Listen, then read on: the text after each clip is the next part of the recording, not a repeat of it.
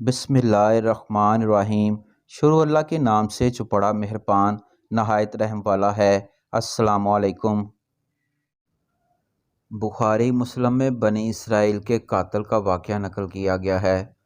حضور صلی اللہ علیہ وآلہ وسلم نے اللہ کے ہاں توبہ کی قبولیت سے متعلق صحابہ اکرام رضوان اللہ علیہم اجمعین کے سامنے بنی اسرائیل کے قاتل کا نہایت خوبصورت اور ایمان افروز واقعہ بیان فرمایا کہ بنی اسرائیل میں ایک شخص چوری، ڈکیتی، رہزنی اور قتل میں بہت مشہور تھا اور نہایت معمولی بات پر کسی کو بھی قتل کر دیتا تھا۔ ہوتے ہوتے اس سے 99 افراد کا قتل ہو چکا تھا۔ اس کے دل میں احساس پیدا ہوا کہ اسے بھی تو اللہ کے ہاں جانا ہے۔ چنانچہ یہ فکر پڑتا رہا اور لوگوں سے معلومات کرتے ہوئے سرگراں پھرنے لگا کہ کیا میری توبہ قبول ہو سکتی ہے یا نہیں۔ کسی عالم شخص سے ملاقات کی فکر ہوئی کہ معلوم کیا جائے کہ ایسے شخص کی توبہ قبول ہو سکتی ہے یا نہیں۔ لوگوں نے ایک عابد شخص کے پاس جانے کا مشورہ دیا۔ اس شخص نے اس کے پاس جا کر معلوم کیا کہ کیا میری توبہ قبول ہو سکتی ہے اور کیا میری مغفرت ہو سکتی ہے، جبکہ میں نے 99 انسانوں کو جان سے مار دیا ہے۔ تو اس عابد شخص کو مسئلہ معلوم نہیں تھا۔ اس نے اپنی عقل سے قیاس رائے کی کہ جو آدمی 99 انسانوں کو جان سے مار سکتا ہے، اس کی مغفرت کہاں سے ہوگی؟ چنانچہ اس نے کہہ دیا کہ تیری توبہ قبول نہیں ہوگی۔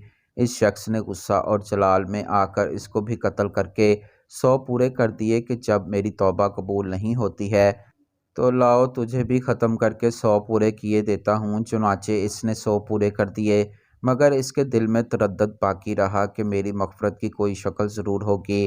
اس لیے اس نے لوگوں سے پھر معلومات کا سلسلہ شروع کر دیا کہ روئے زمین میں سب سے بڑے عالم کون ہیں۔ اس سے جا کر معلوم کروں گا، وہی صحیح مسئلہ بتا سکتے ہیں۔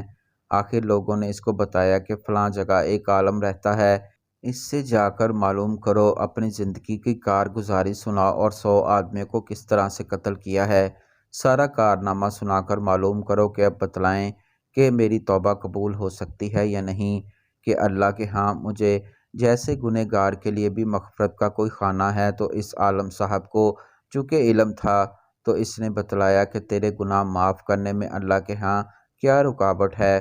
اللہ کی رحمت کا سمندر تو تجھ جیسے گنہگاروں کے گناہوں سے بہت بڑا اور بہت وسیع ہے۔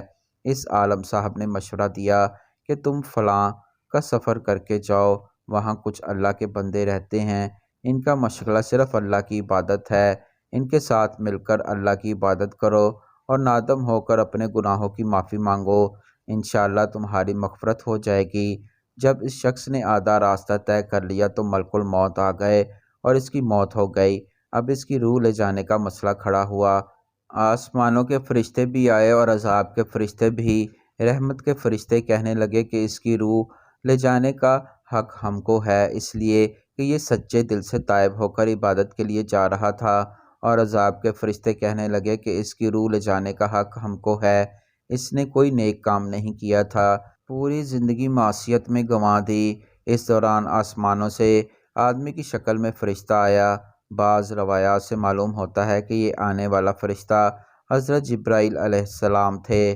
چنانچہ اس فرشتے نے تشریف لا کر ان دونوں طرح کے فرشتوں کے درمیان یہ فیصلہ کیا کہ دونوں طرف کی مسافت آپ دیکھ لو کہ جہاں سے آ رہا ہے وہاں کی مسافت قریب ہے کہ جہاں جا رہا ہے وہاں کی مسافت، لہٰذا جہاں کی مسافت قریب ہو اس شخص کو وہاں والوں میں شمار کر دیا جائے۔ چنانچہ دونوں طرف زمین ماپی گئی تو جہاں جا رہا تھا وہاں کی مسافت جہاں سے آ رہا تھا اس کے مقابلے میں ایک بال چھیت قریب ہے، اس لیے رحمت کے فرشتوں کو اس کی روح لے جانے کا حق حاصل ہو گیا۔ چنانچہ اللہ کی طرف سے اس کی مغفرت کا اعلان ہو گیا۔ ایک اور روایت میں آتا ہے کہ قتادہ رضی اللہ تعالی عنہ فرماتے ہیں، حسن نے فرمایا کہ ہم سے یہ ذکر کیا گیا ہے کہ اس شخص کے پاس جب ملک الموت آیا وہ شخص کے سینے کے بل سرزمین کی طرف گھسیٹا گیا۔ حدیث قدسی میں آتا ہے کہ میں اپنے بندے کے ساتھ اس کے گمان کے مطابق ہوتا ہوں اور وہ مجھے جہاں بھی یاد کرے میں اس کے ساتھ ہوتا ہوں۔ بخدا اللہ تعالیٰ اپنے بندے کی توبہ اس سے زیادہ خوش ہوتا ہے جتنی خوشی تم میں سے کسی ایسے شخص کو ہوتی ہے جس کا جانور بیابان میں گم ہو کر اسے مل جائے، اور جو شخص ایک بالچت میرے قریب آتا ہے میں ایک ہاتھ اس کے قریب ہو جاتا ہوں، اور جو شخص ایک ہاتھ میرے قریب آتا ہے میں اس کے نزدیک پھیلائے ہوئے دونوں ہاتھوں کے درمیان کی مسافت ہو جاتا ہوں، اور جب وہ میری طرف چل کر آتا ہے تو میں اس کی طرف دوڑ کر آتا ہوں۔